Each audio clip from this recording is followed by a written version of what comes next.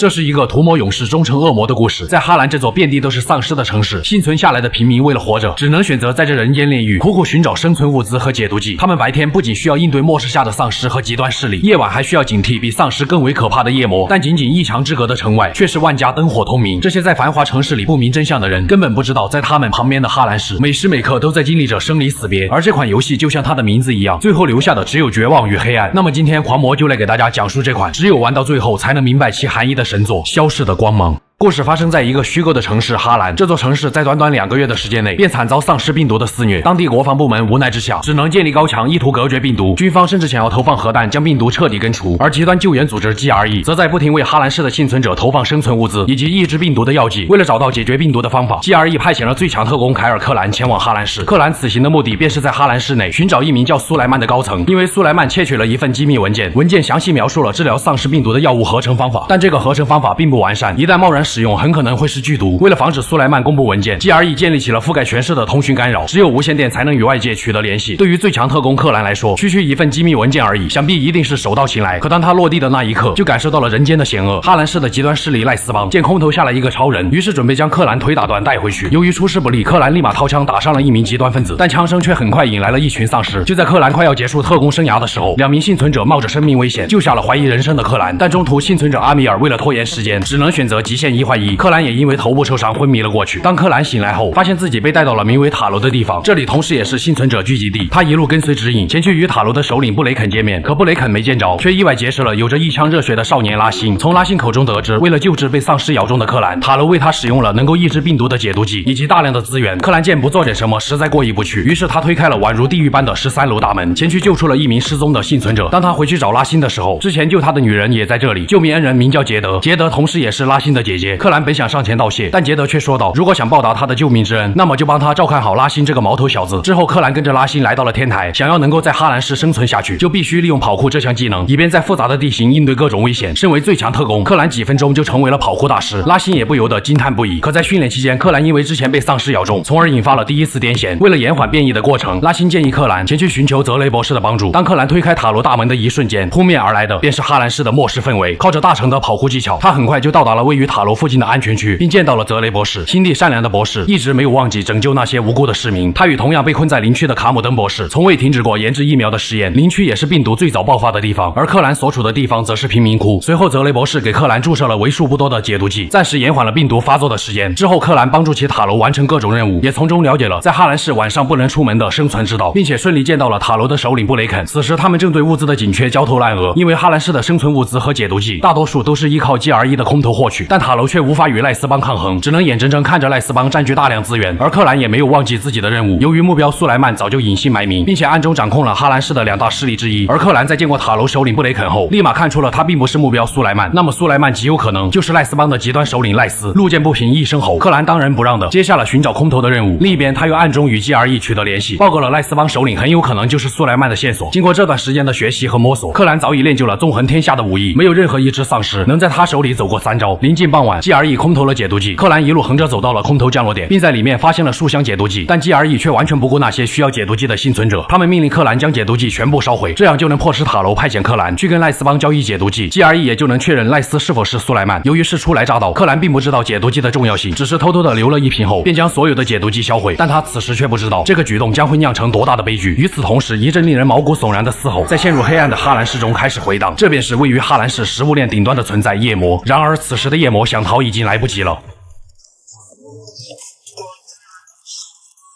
就这样，哈兰市拳王心满意足地回到了塔楼，因为克兰撒谎没有找到解毒剂。不出 GRE 所料，此时塔楼的人正准备派人前去赖斯邦购买解毒剂。克兰当即自告奋勇，表示自己可以前去跟赖斯邦交易。首领布雷肯、杰德与拉辛姐弟纷纷都对克兰竖起了大拇指，这让克兰心中一暖，但他也因此产生了强烈的负罪感。时间来到清晨，克兰的身影穿梭在丧尸横行的街道之上，没多久他便来到了赖斯邦的极端营地。赖斯邦的2把手见到克兰后，觉得很是眼熟，能不眼熟吗？克兰落地那天就是他迎接的，可眼前还不是算账的时候。恰好此时赖斯正在表演节目，还贴心的给手下留了一手。果不其然，赖斯就是 GRE 要找的苏莱曼。在他知道了克兰的意图后，表示可以给克兰2箱解毒剂，条件就是帮他做些事儿。克兰无奈之下只好答应。不得不说，赖斯的心狠手辣可见一斑。跟着乌鸦哥混，最多就是吃不饱饭，但跟着赖斯那可是随时可能没命。之后，克兰爬上天线塔，为赖斯帮修理好了无线电调节器。好在这个举动让整个哈兰市的幸存者都能更好的进行通讯，就连邻区的幸存者首领特洛伊也联系上克兰表示感谢。但随后的任务也让克兰不得不昧着良心前去为赖斯帮收取保护费。可当他做完这一切，赖斯却出尔反尔，只给了克兰5瓶解毒剂，甚至还想让克兰将曾救过他的杰德带过来参加供赖斯帮娱乐的竞技场。迫于赖斯手里有枪，克兰只能憋屈的离开。好人就该被人拿枪指着，克兰心中越想越气，于是他联系上了 GRE， 表示不想跟赖斯合作。但 GRE 的回复却是让克兰全力配合赖斯。从小到大还没受过这种委屈，他爹都没拿枪指过他。克兰默默地记下了这个仇，对 GRE 这个极端救援组织的看法也由此产生了动摇。当克兰将为数不多的解毒剂带回塔楼后，18楼因为缺乏药物导致感染爆发，整层楼的人都变成了丧尸。面对接二连三的坏消息，塔楼首领布雷肯陷入了无尽的绝望和自责。他在病毒爆发前只是一个跑酷教官而已，他也跟普通人一样，想着如何在哈兰市存够钱买一套属于自己的房子。但布雷肯的跑酷却教会了幸存者们如何生存。克兰在安慰了布雷肯一番后，本打算前往天台求助 GRE， 可他正好撞见了在天台喝得烂醉的拉辛。拉辛想要炸掉塔楼附近的夜魔巢穴，尽量为幸存者们提供安全保障，这样就能搜集到足够的解毒剂。经过这些日子的相处，拉辛与克兰早已成为亦师亦友的好搭档。克兰只能口头上答应帮他寻找炸药，随后他联系上了 GRE， 希望能够让 GRE 向塔楼空投解毒剂，但 GRE 却断然拒绝，因为他们派遣克兰是来寻找文件的，而不是扮演圣母。除非克兰选择帮助赖斯交出救过他的杰德，克兰可不会这么做。既然解毒剂没人给，那么他就自己去找。就在第二天，克兰前去和杰德会面，他们发现了一处赖斯帮的补给站，于是他们决定不动声色潜入这个位于学校的补给站。可他们来到内部后，却发现里面并不是解毒剂，而是塑胶炸药。杰德带上炸药先一步离开，克兰负责殿后。自从被人拿枪指着，克兰也学会了拿枪指人，毕竟还是这玩意儿好使。就在离开的途中，克兰发现了一只绿色的丧尸，幸好丧尸跑得快，才免受了皮肉之苦。不过这也勾起了克兰的好奇心，于是他前去找到了泽雷博士，并从泽雷口中知道了这种丧尸名为逃亡者。如果能够搞到一只新鲜的逃亡者，或许能够对泽雷的病毒疫苗研究有帮助。当然，这点小事还难不倒克兰。待深夜降临，克兰宛如一只极端丧尸，瞬间来到了逃亡者面前。逃亡者还没来得及逃亡，便成为了一份新鲜的样本。当泽雷博士对样本进行研究后，发现了这种样本极有可能研制出疫苗，可因为他的实验设备有限，只能把样本交给邻区的卡姆登博士才行。克兰想也没想，当即决定将数据和样本给卡姆登博士送过去。但这时拉辛却联系上了克兰，因为克兰之前给拉辛透露了炸药的事情。拉辛为了尽可能帮助塔罗的同伴，于是便瞒着姐姐和克兰擅自带上炸药前往了夜魔巢穴。这个举动导致拉辛陷入了危险之中。听到这个消息，克兰想也没想，迅速向着拉辛的所在赶去。当克兰再次见到拉辛的时候，他已经被丧尸咬中，但拉辛却谎称自己已经截肢，而炸弹也即将引爆。见情况危急，克兰也没多看，立即带上炸弹前往夜魔的巢穴，并赶在炸弹爆炸之前成功摧毁了巢穴。当克兰兴高采烈的再次回去找拉辛的时候，却见到了让他难以接受的一幕。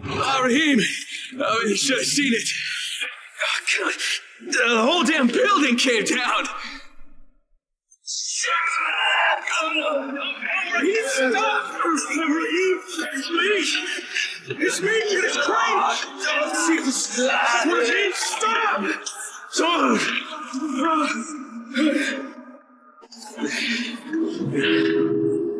Fucking bite wound. You goddamn stupid fucking kid! Oh God, Jade.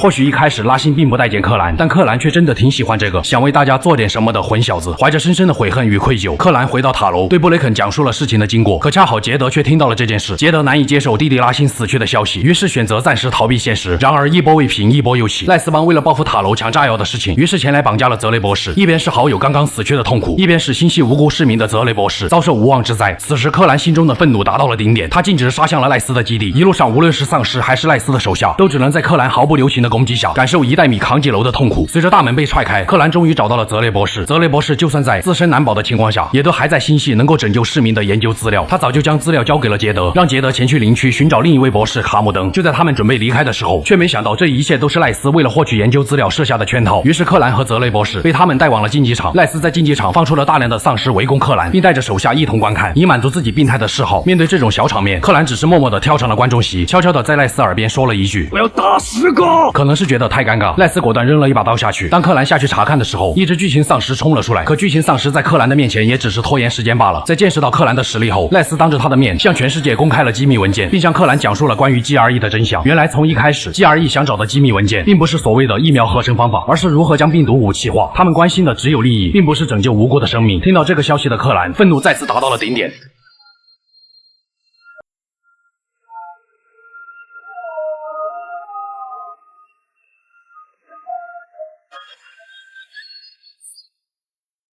当克兰来到泽雷博士面前，他已经被匕首刺进了心脏。博士到死都还在想着哈兰市中那些无辜的人，而赖斯也是一个狠人，他用烧红的木棍灼烧伤口，以强行止血。想到死去的博士，克兰心中越想越气。可当他回去找赖斯的时候，这个罪大恶极之人却不见了踪影。克兰也因为没有解毒剂，从而陷入了昏迷。等克兰醒来后，布雷肯将他救了下来。此时赖斯的手下已经赶往林区，前去寻找杰德与卡姆登博士，并且因为赖斯公布了机密文件，无暇顾及其他的 GRE， 早已停止了空投物资的投放，幸存者的时间已然所剩无几。为了尽快帮助卡姆登博士研制出疫苗，克兰找了一群能够帮助他前往林区的人，但这些人竟然与赖斯合作，不讲武德偷袭克兰。对于克兰来说，纵横天下的武艺不是白学的，他很快便来到了哈兰市的旧城林区。作为最早爆发病毒的区域，这个地方无时无刻都在散发着死亡的气息。因为克兰之前修好了无线电，间接帮助了这里的幸存者，他们因此都对克兰充满了感激。而幸存者首领特洛伊也与杰德关系匪浅，在他的帮助下，克兰与杰德取得了联系。但杰德现在还未走出失去亲人的痛苦，再加上克兰说出了 GRE 雇佣他的经过，气得杰德直接挂断了电话。由于 GRE 这个极端救援组织的阴谋浮出水面，当地的国防部为了尽快将病毒事件平息，于是便以哈兰市没有生还者的理由，决定发射核弹将病毒彻底根除。为了向外界发送信息，特洛伊决定在高楼中安放炸弹，以人为的形式放出大火。既然有成功的机会，那么克兰必须得去试一试，毕竟建筑里的丧尸对于他来说根本不值一提。随着克兰安放好炸弹并将之引爆，整座大楼瞬间燃起了大火，但军方的战斗机却在下一刻再次对大楼进行了轰炸，只为掩盖哈兰市还有活人的真相。好在克兰的壮举让杰德对他的看法产生了改变，愿意再次与他见面。可当克兰来到见面地点后，却发现赖斯的手下已经先一步带走了杰德。克兰先是失去拉辛，如果一旦再失去杰德，他将会永远的活在痛苦之中。克兰用尽了一切办法，来到了赖斯帮藏身的博物馆。当他见到赖斯的时候，赖斯表示，既然克兰夺走了属于他的东西，那么他就会夺走属于克兰的东西。尽管克兰面对这些极端分子没有丝毫的留手，尽管前方无数拦路的丧尸被他硬生生杀出了一条血路，可最终天不遂人愿。当他找到杰德那一刻，这个曾经救过他的挚友已经被丧尸咬伤，而克兰也因为迟迟没有注射解毒剂，导致病毒即将发作。赖斯似乎非常享受眼前这一刻，他将克兰之前偷偷拿走的那一份解毒剂给他们丢了过来，让克兰做出选择。一瞬间，克兰的意识被拉进了精神世界，在这里他经历过的一幕幕不断浮现。杰德也在安慰着克兰，他们唯一能做的就是完成一些事情，把有限的生命变得有价值。所以杰德也会像拉辛一样，如果能够牺牲自己挽救哈兰市的所有人，那么他将毫不犹豫地选择慷慨赴义。而这一刻，克兰感受到了自己的无能为力，也意识到了自己将要背负的责任。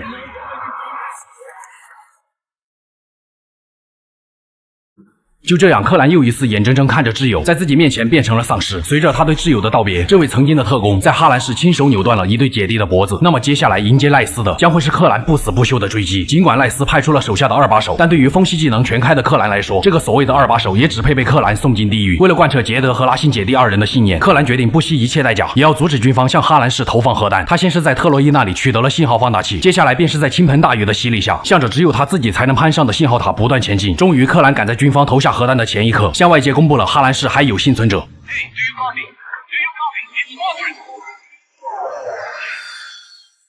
与此同时 ，GRE 再次联系上了克兰，他们可以派遣直升机让克兰安全撤离，而代价就是泽雷医生的研究成果。克兰早已对 GRE 深恶痛绝，他没有丝毫犹豫，将之前从二把手那里拿走的研究样本送到了卡姆登博士的面前。但只有研究样本还远远不够，必须从赖斯的手里拿回他从杰德手里夺走的泽雷博士的研究数据，才能真正研发出对抗病毒的疫苗。而赖斯似乎也想做个了断，他用手里泽雷博士的研究数据与 GRE 达成了交易，很快便会有直升机将他从赖斯邦的基地接走。不管赖斯到底是不是个疯子，克兰绝对不会让赖斯活着离开哈兰市。为了前往赖斯邦基地，他来到了一处下水道，这里显然是夜魔的巢穴。克兰那纵横天下的武艺也终于有了用武之地。夜魔一旦跑得慢了点，后果可谓是不堪设想。就这样，克兰在丧尸的阻拦下，一路追着夜魔来到了出口。在克兰恋恋不舍的目光下，夜魔终于送走了这位活阎王。当然，赖斯可并不知道下水道发生的事情。克兰立即向着前方的高楼不断攀爬，就算起重机在他面前倒塌，也只是让克兰摔了一跤，根本不足挂齿。在一阵大风的吹拂下，克兰瞬间回到了大楼之上，并在大楼顶端找到了他恨之入骨的赖斯。赖斯还妄图用实验数据迷惑克兰，但在完全摊牌的克兰面前，他的的小把戏已经没有了用武之地。最终，克兰将赖斯送进他肩膀的匕首，以9成新的标准还进了赖斯的咽喉之中。克兰也成功取回了泽雷博士的研究数据，并且拒绝了 GRE 的营救。他将会以凡人之躯留在哈兰市，帮助卡姆登博士研发出疫苗，让那些无辜的幸存者获得生的希望。然而，想要得到这一丝的希望，却并非那么简单。卡姆登博士研制疫苗需要时间，但失去了 GRE 投放的解毒剂，导致塔罗的幸存者已然没有足够的时间撑下去了。恰好没过多久，塔罗的人带回了一个重伤的幸存者，并从其口中知道了在哈兰市郊外某处地方的人不但掌握了免疫病毒的方法，甚至还能够驯化丧尸。通过幸存者手中的地图，克兰果然找到了一处位于郊外的广袤平原，这里的田野同样充斥着大量的丧尸。克兰应付这些丧尸早已驾轻就熟，他很快便来到了一处村落。这里的村民对外乡人似乎并不愿意透露任何事情，村长更是直接开始赶人。所幸的是，一名来自城内的商贩卡恩表示愿意透露一些线索。原来这里的村民信奉着一个叫圣母的女人，村民靠着信仰愣是没有人变成丧尸。而商贩卡恩则表示，克兰想要更多的情报，就需要帮他找到交通工具，并成为他的专职司机。没有更好的办法，克兰来到了一处有车的农场，顺带将这里的匪徒全部绳之以法。开着借来的车，克兰回到了之前的村庄，但商贩卡恩却已经被村民赶走，取而代之的是村长的女儿。村长女儿给克兰指了一条明路，只要帮助村子从匪徒手里夺回自来水厂，那么村民就会接纳克兰。恍然大悟的克兰立马驱车来到了自来水厂。这里的匪徒非常的讲道理，9斤15换7斤半的水，克兰觉得这个价格非常合理，并且表示他不吃牛肉。于是这里的匪徒有一个算一个，都走得很安详。在解决了村庄的供水问题后，村长也不再那么排斥克兰这个外乡人，说出了关于免疫病毒的秘密。他们确实通过信奉圣母才获得了免疫的能力。如果克兰想要与圣母谈话，那么就必须成为无名人士，而成为无名人士的条件就是多做一些为村民通马桶这样的好人好事。为了能够尽快从圣母那里搞到免疫病毒的方法，从而让塔罗的幸存者们活下去，克兰瞬间化身成了哈兰祖国人。先是帮助村庄重新恢复了供电，又不断在郊外建立安全区。听说附近有不少夜魔巢穴，克兰想也没想便立即行动。当克兰进入巢穴的那一刻，也就代表着没有一只夜魔能够逃离他的魔爪。就这样，一夜之间，整个郊外的夜魔连同他们的巢穴被一个外乡人灭了满门。就这样，村民们彻底接纳了克兰，他以门徒的身份前去参加了圣母举行的神圣仪式。村民们正在祭坛虔诚的祈祷，台上的丧尸也并没有攻击他们，就连被村民赶走的卡恩也在顶礼膜拜。随着无名人士将蓝色烟雾散布出来，哈兰在吸入烟雾的一瞬间变得极为恍惚，就算靠近丧尸也不会被攻击。看来所谓的免疫病毒一定和这种蓝色烟雾有关。当仪式结束后，无名人士告诉了克兰，这种蓝色烟雾名为灵药，但灵药就像 GRE 空投的解毒剂一样，只有暂时延缓病毒的作用，而灵药的数量也是有限制的，所以这些无名人士一直都在寻找。但最近他们发现有3个无名人士莫名失踪，如果哈兰愿意接受这个任务，那么圣母将会赐予他灵药以及使用灵药的方法。为了尽快帮助塔楼解决困境，克兰毫不犹豫便向着不远处的山洞赶去。在那里，他发现了2具无名人士的尸体，甚至还有赖斯邦的极端余孽。看来最后一个无名人士一定是被赖斯邦带走了。眼下没有更多的线索，克兰只能在教派的指派下前去帮助一名叫阿提拉的民俗学家。为了帮助阿提拉更好的研究太阳神预言，克兰前去调查了3座远古巨石，并前往了位于郊外最高的山。在山顶的太阳神庙发现了一个红色的面具，在将面具带回后，阿提拉说出了一则圣母非常关心的预言，大致意思就是当瘟疫肆虐大地，当人类沦为野兽，一个失败的曼将获得来自上天的指示，并通过献祭自己，从而获得光明的洗礼。可当克兰再次回到阿提拉家中时，他却只发现了一封阿提拉留给自己的信，以及戴上面具献祭了自己的阿提拉。原来阿提拉早已身患癌症，他错把预言理解成了自尽，导致自己付出了生命的代价。另一边，教派也发现了被绑架的无名人士线索，克兰立即来到了被大量赖斯邦占领的谷仓。果不其然，他很快便找到了奄奄一息的无名人士。可无名人士只是用尽最后一丝力气，说出了灯塔2个字，想必灵药也被赖斯邦的人抢走。好在无名人士并没有说出灵药的使用方法，没有丝毫停留。克兰立即赶到了灯塔，可当他来到灯塔上方的时候，却发现了试图偷袭自己的卡恩。原来卡恩正是赖斯邦余孽的首领，他们同样是为了获得免疫病毒的能力。在抢夺灵药后，由于并不知道使用方法，他们从无名人士口中逼问出了圣母的位置。此时灯塔下方的赖斯邦也发现了克兰，他们早已被这个杀神吓到了神志不清，连自己的老大也不管了，直接选择火力覆盖。这点高度克兰自然不慌，但卡恩可就惨了，只能憋屈的死在了自己人的手里。为了尽快前去营救圣母，克兰拿上灵药，向着圣母所在的大坝赶去。当克兰进入大坝的内部后，这里已经只剩下了无名人士和赖斯邦留下的一片狼藉。而圣母也对克兰说起了自己的过去。原来圣母本是一名陆军上校的妻子，在病毒爆发的时候，夫妻2人不幸被丧尸咬中，丈夫因为伤势过重不幸身亡。但他临死前却给了圣母一个香烟盒，在里面圣母分别发现了一份地图、钥匙和密码。跟随地图的指引，圣母来到了这个大坝，靠着密码打开了这里的集装箱，并发现里面有着许多灵药。由于当时圣母即将变异，她也顾不得是解药还是毒药，只能一口将之喝了下去。从那一刻开始，圣母就变成了一只夜魔。也就是说，吸入灵药虽然能够延缓病毒发作，但变成夜魔也是迟早的事。可一旦喝下灵药，就会让人在短时间内变成圣母如今这副人不人鬼不鬼的模样。在白天，圣母拥有自我意识，可到了夜晚，就只能被本能所支配。无法克服本能的圣母，甚至将自己的孩子都撕成了碎片。所以她暗自发誓，一定要成为那个拯救信徒于水火的圣母。而之前那一则太阳神的预言，则让圣母觉得克兰就是她一直在等待的人。当初军方在这里不仅留下了灵药，也留下了一枚核弹。如果克兰选择启动核弹，那么阿提拉死前留下的信中便记载了启动核弹的正确密码，而整个哈兰市将会彻底灰飞烟灭。可对于克兰来说，他要是这样做，就真的辜负了拉辛和杰德。哈兰市和塔罗的幸存者还有希望，只要他能够带上灵药回到塔罗，头，就可以撑到博士研制出疫苗的那一天。见克兰不识好歹，圣母直接将灵药全部灌进了他的嘴里，并开始与克兰战斗了起来。克伦打拳，放眼整个哈兰市，没有一个人是克兰的对手。再加上喝了灵药，有了神奇的力量，克兰的每一拳下去都足以让圣母粉碎性骨折。就这样，圣母倒下了。克兰立马带上解药，想要赶回去，但灵药也开始在他体内发生作用。当他强撑着意识回到市区的时候，眼前已是即将落下的太阳。克兰从惶恐的母子眼中发现了自己变异的身体。这一刻，他终于明白了，所谓的解药根本不存在，屠魔勇士终将成为恶魔，留给克兰的只有什么也拯救不了的无奈。随着太阳的落下，整个哈兰市只剩下了克兰那满怀不甘且撕心裂肺的叫喊。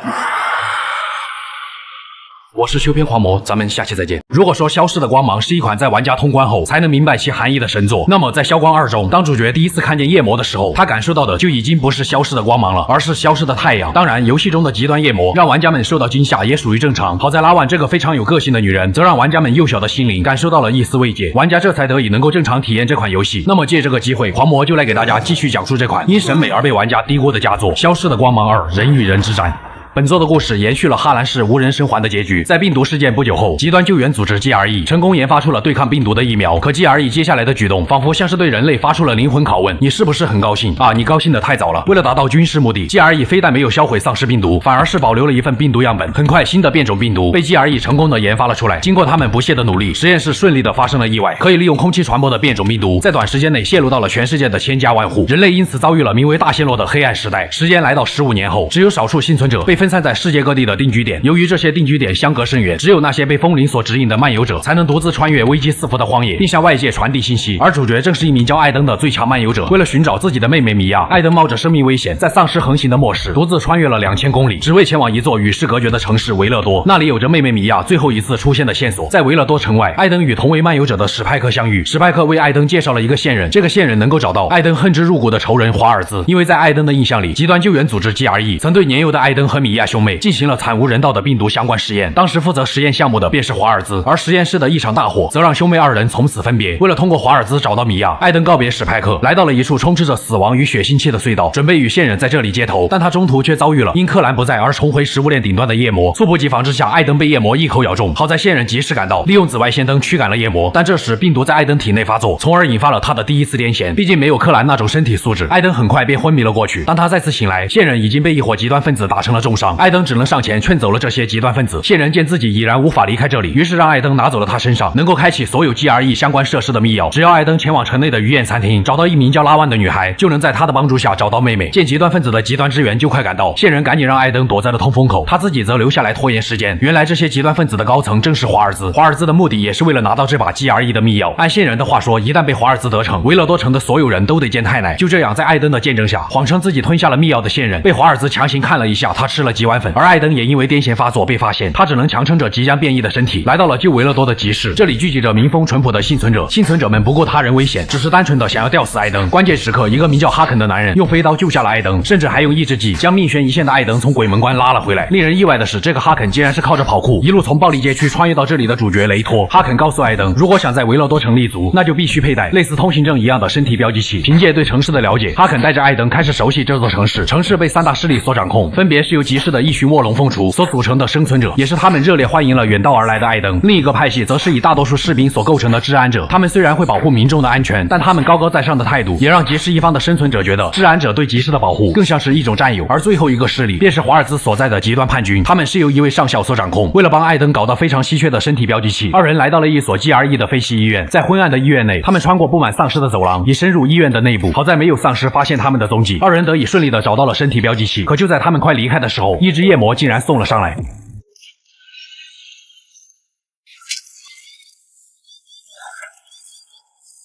看见这一幕的其他夜魔也不免退缩，再加上惧怕阳光和紫外线，才让他们避免了杀身之祸。艾登也在哈肯的帮助下，终于有了身体标记器。但哈肯这种精明的人，也不会无缘无故帮助一个陌生人。他之所以帮助艾登，是因为他想离开维勒多，前往海边生活。而艾登作为一名漫游者，肯定知道如何在荒野求生。想到哈肯救过自己，也在帮助自己寻找妹妹，二人也就此达成了合作。按照线人的指示，艾登想要找到妹妹，就必须前往市中心的鱼宴餐厅寻求拉万的帮助。而想要前往市中心，就得从旧维勒多穿过治安者把守的地铁隧道，抱着试一试的心态，害。哈肯在当晚负责吸引治安者的注意，艾登则悄悄地穿越隧道。但意外的是，艾登还是被治安者发现了，并被他们带到了审讯室。同样是看中了艾登漫游者的身份，治安者指挥官艾特尔要求艾登帮忙找出杀死上一任指挥官的凶手。只要艾登能够做到，指挥官艾特尔就可以让他第一个通过隧道前往市中心。人在屋檐下，艾登只能接受合作。根据上一任指挥官死在集市的线索，艾登前去找到了集市首领卡尔以及二把手苏菲。相比于之前想要吊死艾登的态度，他们人还怪好嘞，让艾登别往心里去。为了博取集市的信任，从而追查凶手，艾登做起了各种打杂任务。但这些将自己视为弱势群体的集市人，却在艾登帮他们做事的时候，要么想要将他卖给土匪，要么就是想要让他帮忙隐瞒自己犯罪的事实。更为可气的是，艾登为了救出苏菲的弟弟巴尼，不惜冒着生命危险前往了暗区，还得由着巴尼的性格去救他的同伴。可同伴却已回天乏术。期间集市的人遭到了土匪抢劫，当艾登赶到的时候，就连集市首领卡尔也被土匪抓获。事情过后，巴尼非但没有一声感谢，还嫌弃艾登这个最强漫游者跑得太慢。而伏地魔苏菲给出的解释则是，巴尼有他的原因，他还是个孩子。看在苏菲的面子上，艾登还是前往了土匪营地，救出了集市首领卡尔。由于治安者怀疑苏菲和巴尼姐弟很可能就是杀害上一任指挥官的凶手，于是治安者便前往了巴尼的藏身处，想要将他们带回去审问。艾登为了避免发生冲突，不顾哈肯的劝阻前往了藏身处。可中途艾登与指挥官艾特尔联络，被巴尼撞了个正着。不知道为什么，巴尼就是看艾登不顺眼，纵使艾登为他们做了那么多，巴尼也丝毫不给艾登解释的机会，直接认定了艾登就是将治安者带来的叛徒。对于这种说翻脸就翻脸的行为，艾登也不打算惯着了。他回到治安者基地与艾特尔碰面，艾特尔为了逼迫集市配合调查，决定夺取水塔的控制权。只要谁夺下旧维勒多唯一的水源，也就等于控制了整个旧维勒多。想到集市那群不识好歹的货色，艾登立马接下了这个任务。依靠敏捷的身手，艾登悄无声息地夺下了水塔，并毫不犹豫地将水塔控制权交给了治安者。这也意味着集市的生存者将会走向落寞。由于水塔被夺取，艾登得以顺利地来到巴尼的藏身处。果不其然，他在这里发现了上一任指挥官被割下的纹身。恰好巴尼此时也赶了回来。既然人赃俱获，艾登也不想听他解释了，当即不由分说便开始拿人。巴尼完全没有丝毫反抗的余地，当场就被艾登所抓获。相比于苏菲姐弟的理所当然，指挥官艾特尔则就事论事。如今艾登帮他们找到了凶手，治安者自然就信守承诺，立马安排艾登与哈肯进入地下隧道。本以为可以顺利的前往市中心，但中途却因为断电导致二人被分开。艾登只能将重要的 GRE 密钥交给哈肯，以便他重启 GRE 相关设施的电源。但哈肯却迟迟没能找到办法。就在艾登陷入绝望的时候，治安者指挥官艾特尔派遣了手下的安德森前来帮助他们。原来是气急败坏的集市炸毁了风车，导致整个地铁站电力瘫痪。随后安德森给了艾登一颗炸弹，这才让艾登得以炸出一条离开这里的出口。当艾登好不容易离开隧道，恰好撞见了被集市救出来的巴尼。天堂有路他不走，这一次艾登可不会跟他讲道理了，而是跟他讲起了物理。在将巴尼绳之以法后，艾登却得知安德森被困在了隧道之中。想到这个曾救过自己的士兵，艾登毫不犹豫地赶到了隧道上方，并重启了隧道电源。可终究还是晚了一步，因为长时间缺乏阳光和紫外线照射，导致安德森在电梯里变成了丧尸。可以想象他当时是多么的绝望，强忍内心的悲痛。艾登唯一能做的就只有帮助安德森彻底解脱。事情过后，艾登再次与哈肯会合，准备另外寻找前往市中心的方法。可这时一发冷箭却射中了哈肯。就在艾登为哈肯检查伤势的时候，竟然发现哈肯的身上赫然有着被上一任指挥官的武器所造成的伤痕。真正的凶手并不是巴尼，而是哈肯。见事已至此，哈肯索性也就供认不讳。原来正是华尔兹命令他杀掉指挥官，而嫁祸给集市也是哈肯为了自保，从而让自己能够顺利离开城市。见哈肯竟然为华尔兹做事，艾登立马从他那里逼问出了华尔兹的下落。华尔兹此时就在一所汽车工厂内，于是艾登重新拿回了 GRE 密钥。毕竟哈肯还是救过自己，艾登选择饶他一命。二人之间的恩怨也算是两清。当务之急是需要先搞定那个放冷箭的杀手。见杀手在对面楼顶，只想尽快结束这一切的艾登当即施展轻功，瞬间来到了杀手的身后。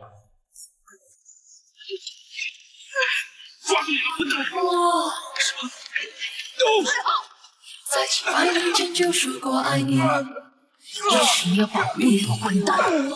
本以为是个假扮人类的夜魔，没想到还是一个非常有个性的女杀手。艾登对这个女杀手不由得产生了一丝兴趣，不过还是得先找到华尔兹再说。随后，艾登通知了指挥官艾特尔，并与他们一起来到了前往汽车工厂必经的隧道之中。然而，还没有到达汽车工厂，他们就异常顺利地抓到了华尔兹。但华尔兹却靠着对病毒的研究，让自己拥有了可怕的力量。这一刻，华尔兹仿佛拥有了三哥的馈赠。艾特尔手下的治安者在他面前毫无还手之力。毕竟艾登现在只会一些雕虫小技，他只能眼睁睁看着华尔兹从他手里拿走了 GRE 密钥，并将之一棍打晕。当艾登醒来，他的身体开始了变异，留在这里善后的叛军被他用极端的方式全部杀死。好在依靠阳光的照射，艾登才恢复了理智。他立马向着汽车工厂赶去。在工厂内，他再次追上了华尔兹，但华尔兹的肉体早已超越了艾登，艾登已然无法阻止。华尔兹依靠 GRE 的密钥启动了某种设施，当他做完这一切，便打算了结艾登的性命。对于他来说，尽管眼前这个少年有着风的眷顾，但却依旧无法强过自己。这时，艾登却叫出了妹妹米娅的名字。闻听此言，华尔兹瞬间杀意全无，他非常震惊地说出了艾登的名字。然而，女杀手的出现打断了施法，致命的一击让依靠病毒毒强化自己的华尔兹，瞬间失去了所有的理智。艾登见状也顾不得其他，立马带上 GRE 密钥和女杀手一同开始了逃亡。一路上失去理智的华尔兹对他们展开了追杀，无论艾登如何攻击，华尔兹都毫发无伤。无奈之下，艾登第一次选择了转身逃跑，这也让他明白了，仅凭双拳已无法在维勒多立足，他得想办法变得更强。在女杀手的帮助下，艾登终于躲过了华尔兹的追杀，他们也终于有机会能够互相认识。也许是上天注定的缘分，原来这位女杀手正是艾登苦苦寻找的拉万，她同样也是被华尔兹当做实验的小孩之一，不知道是不是整容了，艾登对她并没有什么印象，因为二人都对华尔兹恨之入骨，他们索性也就开始了合作。在拉万的带领下，艾登终于离开了旧维勒多，成功来到了市中心。似乎是华尔兹利用 GRE 密钥启动了某种设施的关系，城市里的所有灯光在沉寂了多年以后再一次亮了起来。你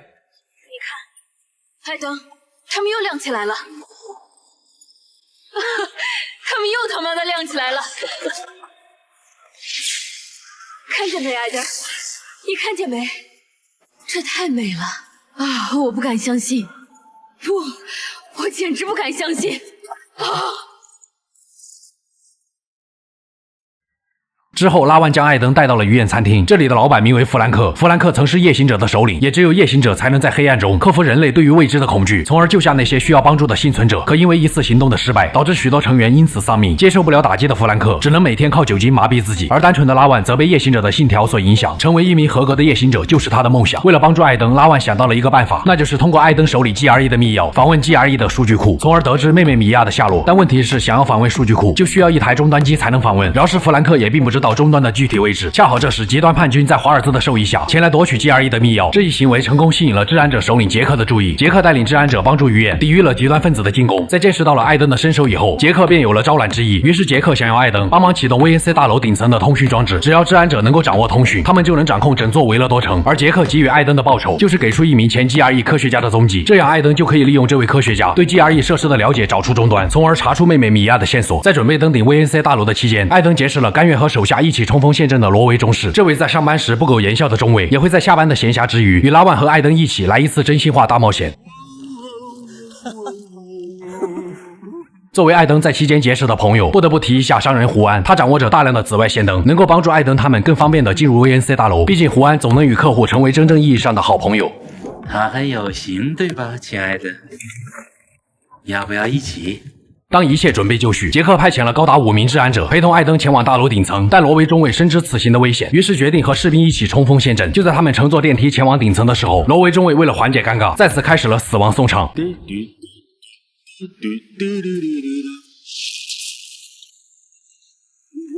们得徒步前进。你们在哪层？30层。那你们还得爬50层才能到塔顶。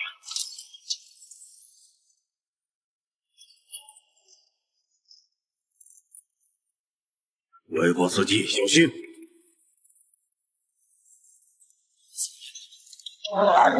外国司机！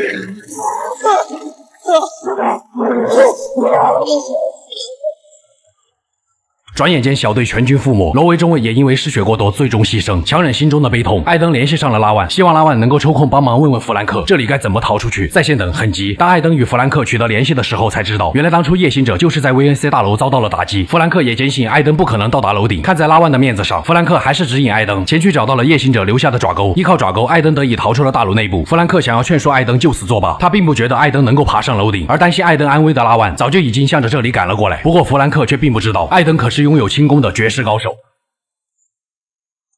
随着艾登来到楼顶，他再次面临上了2种选择，一种是将通讯的控制权交由治安者首领杰克掌管，杰克就会告诉艾登那位 GRE 科学家的踪迹，他就能找出妹妹米娅。另一种就是将控制权交给弗兰克，作为夜行者首领的他，有了通讯权便可以向外界传递和平与希望，而代价就是失去科学家的踪迹。艾登一路走来，自认为造的孽已经够多了，或许是对幸存者最后的一丝怜悯，艾登选择将通讯权交由弗兰克掌管。至于妹妹的踪迹，可以重新找线索，实在找不到，大不了就屠城。弗兰克在接管通讯权以后，便重新找回了夜行者的自信，开始向外界传递希望。而担心艾登的拉万也终于赶了过来，可能是过于的疲惫，艾登还以为是夜魔大白天跑出来了。好在拉万的一个大嘴巴子将艾登重新拉回了现实。他妈的，别再做这种事了！这又是为什么？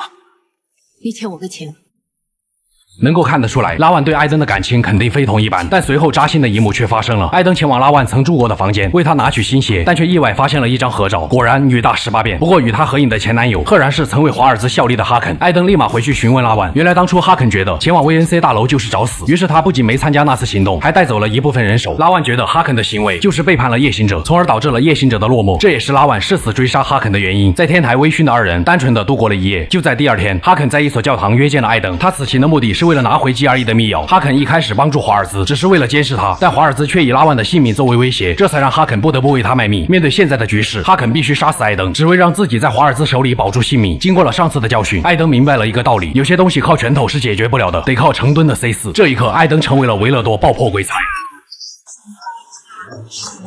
随着硝烟散尽，哈肯被炸得东一块西一块。本以为就这样结束的艾登，正准备离开教堂，但下一刻却发生了可怕的一幕，哈肯竟然完好无损地爬了过来。艾登见状，只能放下了 C4，准备开始进行超度，但拉万却在此时赶到了这里。艾登索性也就让拉万自己看着办。没想到的是，拉万竟然来真的，直接一发弩箭物理超度了哈肯。但哈肯的死却并没有让拉万心里好受一些。就在局面陷入尴尬的时候，事情却迎来了转机。弗兰克成功联系上了那位 GRE 科学家，并安排了他与艾登在旧城区的集市教堂附近见面。当艾登再次回到集市教堂的时候，这里早已被治安者袭击，大部分集市人在抵抗中失去了生命，而侥幸存活下来的苏菲也彻底丧失了斗志。艾登最后在天文台找到了 GRE 科学家维罗妮卡，在维罗妮卡的带领下，他们终于在天文台发现了终端机，可上面的记录并没有米娅。关于艾登的记录，则是他的身体超过了平均值的耐受力，或许这也是他异于常人的原因。而当初华尔兹对他们进行实验的地方，是一个名为 X13的设施，并且就在华尔兹启动全程电源的时候 ，GRE 的故障安保协议也在暂停多年以后被一同启动。这也意味着市中心将会遭受导弹的袭击。华尔兹的目的似乎就是为了重启当初在 X13的实验。随后，艾登立马通知了弗兰克，并与维罗妮卡向着设施外赶去，但华尔兹却出现在了这里。为了拿取 GRE 的密钥，华尔兹已经失去了耐心，艾登完全无法近身，他只能依靠敏捷的身法，不断在华尔兹身上安装 C4。随着艾登按下按钮，恐怖的威力瞬间蔓延开来。或许是因为爆炸的波及，艾登不受控制的再次开始变异，但华尔兹却依旧毫发无伤。维罗妮卡本想上前帮忙，可此时的艾登因为变异兽性大发。当他再次恢复理智的时候，维罗妮卡只剩下了残破不全的身躯。华尔兹也从他身上拿走了 GRE 的密钥，而导弹袭击也逐步开始了对市中心的轰炸。幸运的是，拉万很快便从废墟中将艾登救了出来。由于轰炸将会导致整座城市变成废墟，于是极端叛军的首领威廉姆斯上校准备约见弗兰克与治安者首领杰克，大家一起商讨对策。当初就是极端上校阻止了轰炸，所以弗兰克和杰克也准备乘坐叛军的车前往他们的要塞。可一发弩箭却射向了弗兰克，见叛军的车辆已经逃走，为了搞清楚事情的真相，艾登只能将弗兰克交由杰克照顾。他立即向着叛军的车辆追去。此时的艾登也不再留手，他当即施展轻功，一瞬间便来到了叛军车辆的藏身处。当他拉开车门的时候，司机人都傻了。不过艾登现在赶时间，只是威胁司机将他带进叛军的要塞，而司机也说了一番感人肺腑的话。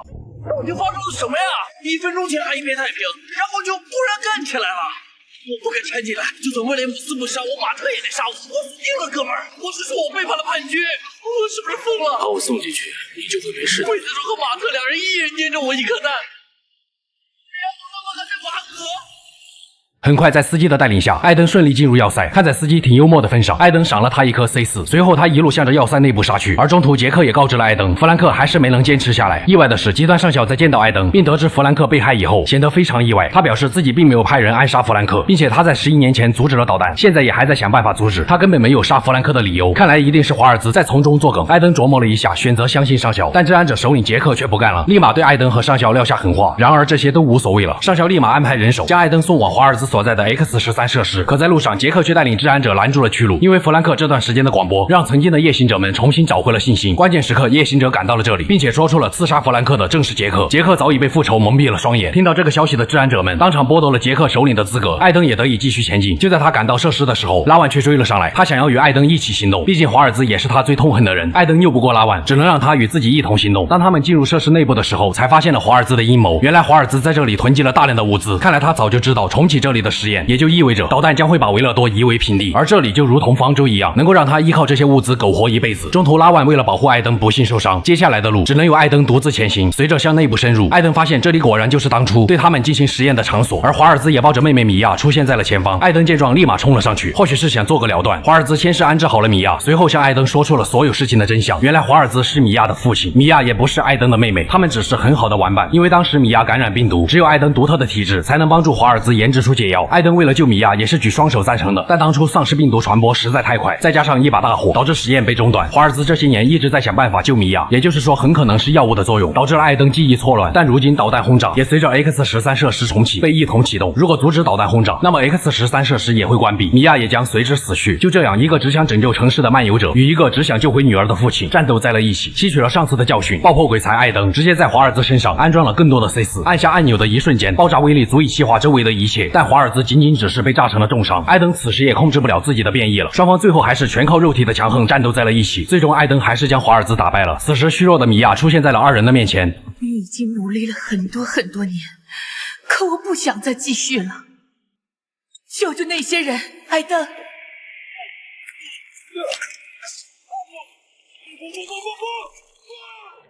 随着密药被化学药剂吞没，艾登只能先安置好米娅，并将这一切告知了拉万。如今阻止导弹的唯一方法，便是拉万前去手动引爆炸药。如果阻止拉万引爆炸药，城市里的所有人都将遭受无妄之灾，那么艾登一切的努力也都会白费。拉万和米娅也不想看到这一幕，于是艾登赶紧抱上米娅，向着设施外逃去，并赶在拉万引爆炸药的前一刻成功逃了出去。米娅也因为失去了医疗设施，在她最后看了一眼天边的夕阳后，便结束了自己痛苦的一生。而避免了导弹轰炸的维勒多，也在夜行者的帮助下重新恢复了稳定的秩序，每一位幸存者都能受到妥善的安置。至于艾登，则因为随时可能变异的身体，毅然选择了独自踏上未知的旅程。如果当初艾登前去阻止拉万，那么拉万就会与他一同踏上旅程。为什么不去呢？因为在 CG 里的拉万长得跟夜魔似的，所以一切美好的回忆就让他留在这座城市吧。想必能够看到这里的观众，应该是喜欢狂魔视频的朋友。狂魔在这里说几句题外话吧。最近更新比较慢的原因，主要还是因为这两部消光的剧情和流程都比较长，所以耗费了挺多的时间。还有就是很多喜欢看我解说的观众都在等 COD 还没解说的另外几部。狂魔其实也挺想做的，但是我的视频都是多个主流平台一起发，恰好剩下的那几部 COD 又比较特殊，所以只能再观望一下。最后就是感谢各位粉丝一直以来的陪伴和支持。狂魔也是做游戏解说有2年了，在短视频平台也刚好有1年的时间，也不知道各位是从什么时候开始关注我的。不过话说回来，每次看到你们在视频里留下的弹幕和评论，我都会在电脑面前一个人偷偷的傻乐。或许正是因为你们在视频里留下的足迹，才让我有了做视频的动力。真的非常感谢各位。还有就是私信确实挺多的，我只能尽量去回复，主要是自己也得处理一些日常的事情，剩下的时间都是在做视频了，只能对各位说声抱歉。哦对了，蝙蝠侠我还没忘呢，各位放心，一定会补上的。我是修片狂魔，咱们下期再见。